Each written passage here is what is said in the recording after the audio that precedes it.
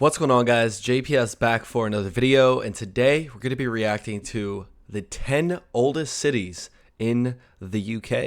I have no idea which cities are going to be on this list, but who knows? Maybe I've already visited one of them. Not quite sure. Obviously, there are some extremely old places in the UK. I mean, history is everywhere you look for the most part. You've got walls built by Romans, cathedrals built like a few hundred years after Christ was born. Some crazy stuff. So we don't have that level of history or preservation in the United States, and it's something quite special to see. So with that being said, let's get right into this. Consider joining the Patreon. First link in description for full reactions to British TV shows, movies, and albums. We recently finished Line of Duty, which was a brilliant show, and again, another British police crime drama, which you guys do the police dramas and investigation type of shows better than anyone else, I think. So we got something new filling in for that, but there's always content over there. So if you'd like to support me further and get some great content, I promise it's worth it. First link in description. If not, no worries. Let's get into this and find out what are some of these old cities or oldest cities. So what are the oldest cities in the United Kingdom? Well, there are 10 that are so old that they predate the record books themselves and are said to have held their city status since time immemorial. Before I dive into the list though, I should explain briefly what constitutes a city in the UK. In short, there are two kinds: those with an Anglican cathedral, which alone qualifies them by ancient prescriptive right, and those who were granted city status following an application. The latter kind came about during Queen Victoria's reign, where many industrial towns became cities. But we're here to focus on the former, specifically those whose founding date is unknown, mostly on account of the poor record keeping of the Saxons. For perspective, the oldest UK city with a definitive date is believed to be Durham, founded in AD 995, assuming the records. Why was that on my mind too? I've looked at Durham before. In fact, one of my connections went to school there, so it's pretty cool. I literally had Durham on my mind, guys. I'm not even just saying that. Founded in AD 995, assuming the records of the time are accurate. So the 10 oldest cities, in order from north to south, rather than chronological order, as that part is unknown, are as follows. Number 1. Originally a Roman settlement founded in AD 71 under the name Eboracum, the city of York is situated at the... I called that one too. This time I'm speaking my mind. Bro, I'm cooking right now. I saw York Minster. I know they have the Roman wall that encircles the city. Guys, the UK geography, I'm getting there. That's 2. I'm 2 for 2 now. But I knew I must have been there. I'm pretty sure York Minster... I don't want to be wrong, but it's like maybe 1400 years old. Something like that. It's just so damn old. Like, if you have Roman ruins in your city still, like, come on, how's that even possible? Of the River Ouse and River Foss, and it became a suitable outpost at which the Romans could suppress the local tribe, the Brigantes. In the 4th century, Emperor Constantine the Great was declared Roman Emperor in York, and he became the first to allow Christians to worship freely, and by the year 314, Eboracum had its first bishop. In the 7th century, the Saxons came and named it Eoforwic, with the wic suffix suggesting that it was a trading centre. In 601, Pope Gregory sent a mission to convert the British to Christianity. He selected York to be the church's centre in the north. In 735, York became an archbishopric. In AD 866, the Danish Vikings conquered Eoforwic. Literally walk down these streets. This feels so weird right now. Put their own Scandinavian spin on it, naming it Jorvik, and made it their effective capital in the British Isles. Its iconic cathedral, York Minster, or to give it its official name, the Cathedral and Metropolitical Church of St. Peter in York, was consecrated in 1472 on the site of an old Saxon church believed to date from the 7th century, which in... Okay, so I was right about the Saxon church before this, but not York Minster, I believe. In turn, was on the site of the old Roman Basilica.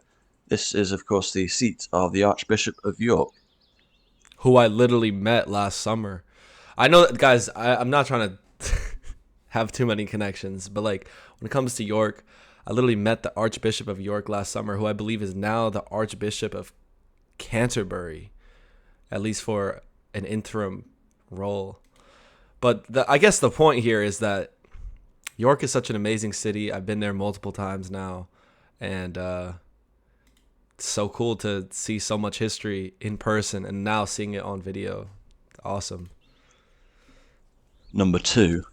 In the 6th century, St. Daniel founded a monastery in a settlement in the area we now refer to as North Wales.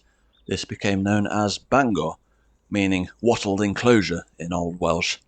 Daniel became the first bishop of Bangor in the Kingdom of Gwynedd. On the site of the original monastery is Bangor Cathedral, which was built in the 12th and 13th centuries. Restorations took place over the centuries following various attacks, including one instance when King John destroyed it during a raid on Gwynedd. Bangor is the oldest city in Wales, or to put it another way, the oldest city in the UK outside of England. Number 3.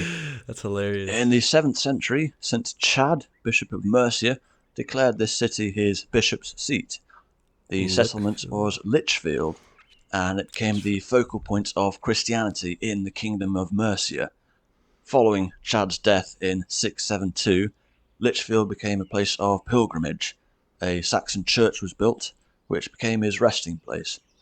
In the same spot, the Normans built a new cathedral from the year 1085. The construction of the present cathedral began in 1195, featuring the UK's only medieval triple spire. Oh, Number 4. That does look pretty cool. Hold Very on. little is Triple spire. This kind of looks like the cathedral in Cologne, Germany. Looks a bit gothic, you know?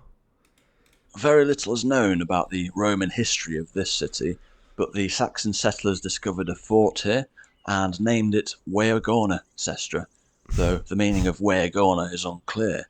Nevertheless, the name evolved to Worcester. In the 7th century, the first cathedral at Worcester was built, which became the seat of the Bishop of the Hwickers.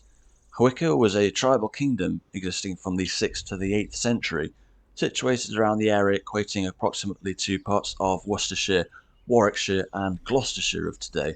Worcester was its capital.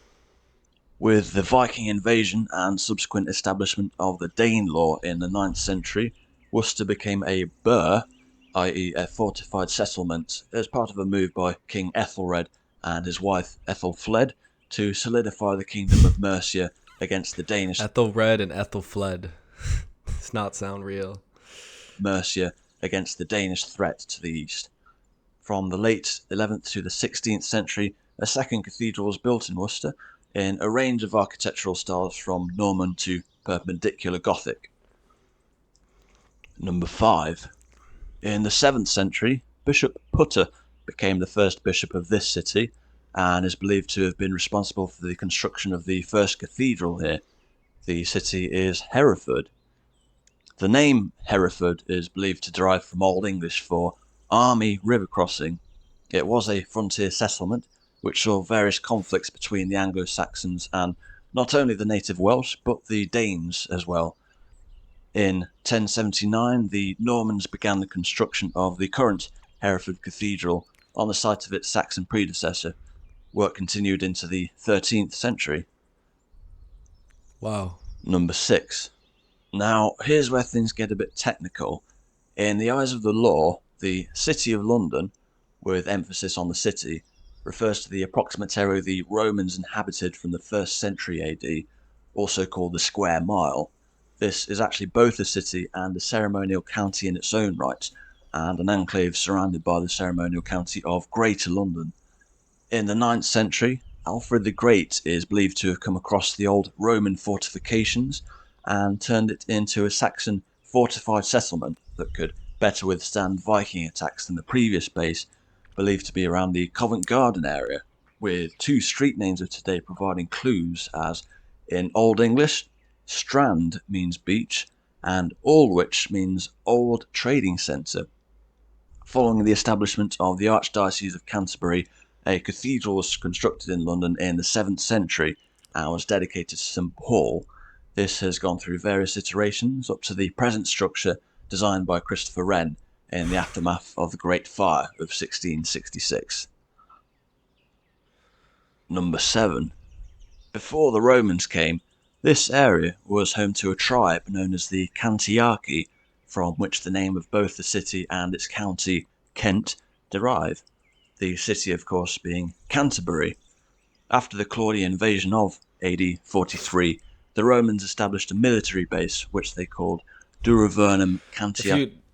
Literally, the Romans were all over the UK, and the cathedral or church, central part, markets for trading, leverage for war, whether it's a river, a hill, whatever it is. Like, times were simpler back in the day. I don't know if they were better, though. People always say that nowadays it's too complicated with technology. And yes, we still have a lot of war going on, but I feel like I would like to think we're a bit more civilized now. But I don't know. It's just cool to see so much history and, similar origins for all of these places. Fighting off the Vikings, the Danes were involved. And then, of course, the religious battling, always there. Invasion of AD 43, the Romans established a military base, which they called Duravernum Cantiacorum. This became the principal trading centre for the surrounding area. Around AD 270, defensive walls were put in place, which remain in place to this day, albeit with various reworkings. In the 6th century, the Jutes established the Kingdom of Kent, with Canterbury becoming its capital.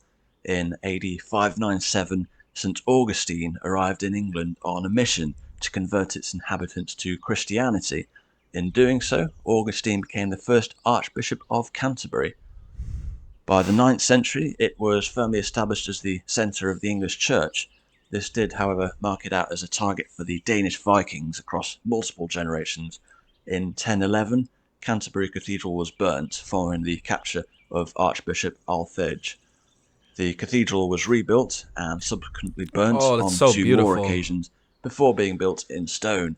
It was the site of the martyrdom of Thomas Becket in 1170 by the Knights of Henry II, and subsequently became a place of pilgrimage.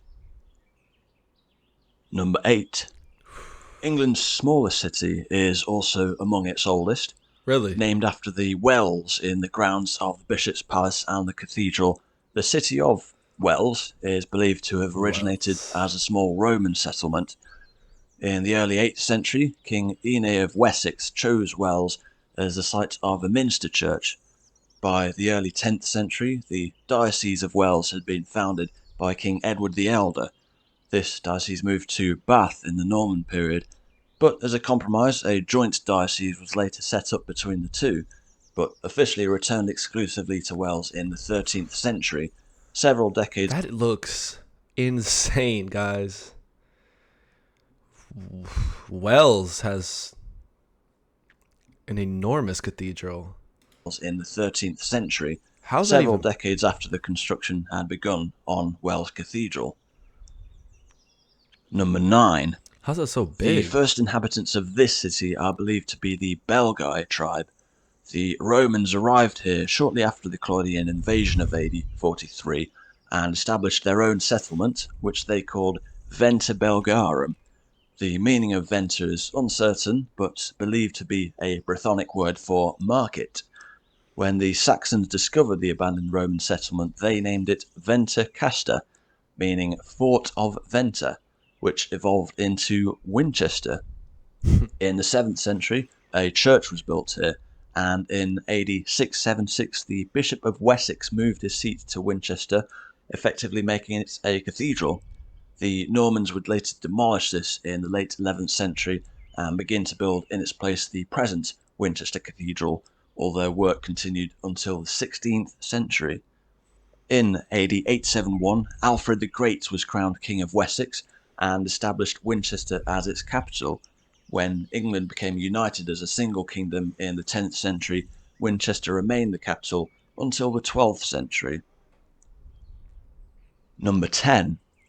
In the 1st century AD, the Romans ventured into an area of the southwestern British Isles, where they founded Isca Dumnoniorum, a name which references the Dumnoni tribe who predated the Romans, and to whom the county Devon is named after. The city was, of course, Exeter, and was situated at the southwestern terminus of the ancient Roman road known as the Fosse Way. In the 7th century, the Saxons settled in the ruins of the abandoned Roman settlement. Tortilla is so popular. I think I had that in London as well. I know this is so off. Like, I'm talking about a chain of restaurants while he's going into history, but like, also this Trail Finders. This feels like it's in every city. You know, also what I've noticed, just going boom, boom, boom. Almost all of the city centers, and I say city like this because, well, I guess in the introduction of this video, he said the definition for a city was having a cathedral or a church, Anglican church or something like that, I believe. But what I'm noticing is the city centers for all of these places have almost identical shops. They don't look identical. There's differences in that, but like the stores and kind of the layout for some of them are extremely similar, which is not a knock on you guys. I mean, if you go to the United States, you go through cities or towns, it's even worse. I mean, if you go to intersections and stuff, it's the same McDonald's, Burger King, Wendy's, the same stores. Like everything looks the same. If you look at different traffic intersections in the United States in cities, sometimes you can't tell like where you are, like even remotely tell which state you're in. You could be on the opposite side of the country, wouldn't even know because it all looks so uniform. Ancestor, whose name evolved to Exeter. Having been subject to various Viking attacks, it was fortified in the 10th century by King Athelstan. In the year 1003, disaster struck as the Vikings plundered the city after they were let in through the gates. Although more or less reduced to rubble, Exeter recovered, and by 1050, Exeter Cathedral was founded. From the early 12th century, it was rebuilt by the Normans. And those are the 10 oldest cities in the United Kingdom as it pertains to cities. Sheesh. The cathedrals all have kind of a different look to them as well. Each one is just like a feat in its own. Like, how did you even build that? Especially back in the day. It's so impressive. And nice to see it from an elevated spot as well. So shout out to this guy. Video link will be in description. This is a well-made video. I know he put a lot of time and effort into this. So go show him some love. And yeah, who knows which next old city we'll be in. I have been to York, of course, and I've been to London. It's hard not to go to London.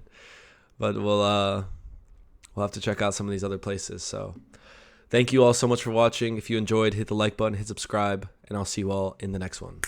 Peace.